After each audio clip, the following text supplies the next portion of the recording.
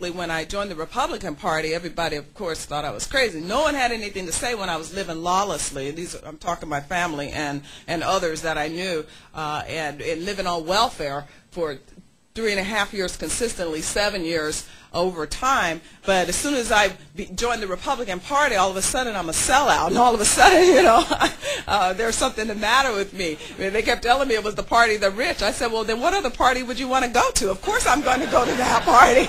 I've been poor. Of course I want to hang out. But yet we've been put in a position to think that there's something wrong with a capitalistic system and with life working when you put it in order, when you begin the process of growing and development, that now we've gotten to the point that we're ashamed to say I'm successful. You know, as my friend Ann Coulter said the other day, the way you're successful today in America is just become a victim, and all of a sudden everybody loves you. But the minute that you say, well, no, you know, I actually am concerned now because I progressed to the point that I'm concerned when a government says, I want to redistribute your money, I want to take that personal private property of yours, then all of a sudden we're supposed to say, oh, okay, because I've done something wrong. Well, no, actually we've done something right.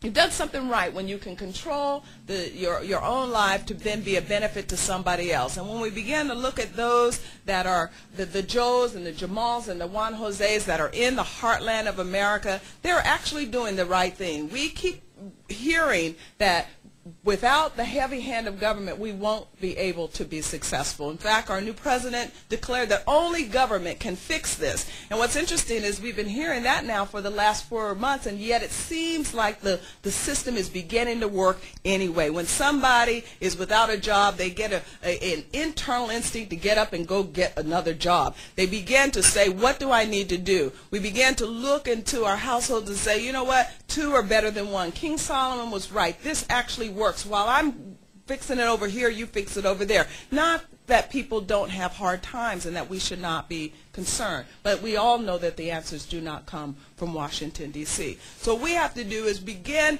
to process this information again into the grassroots, letting people know that it's okay to move up the economic ladder, that it's okay to say I'm going to marry young and I'm going to sustain a discipline about my sexual life so that I will not then end up a statistic and one of those that the government then thinks that they have to micromanage their life. When you think about and you look at actually the data on who's broken in our society today and those that people keep saying that they want to help them fix their lives, we find that there are some similarities in their behavior. We find that when you have a broken sexual life and then you are going to end up actually in poverty. We begin to see the process of family life breakdown. We begin to see community life breakdown. When you think about how 70% of the young men that are in our criminal system come from single-headed households, this is important for us to say, how did this happen? When you think about where education is broken, all the education that's broken in this country, out of the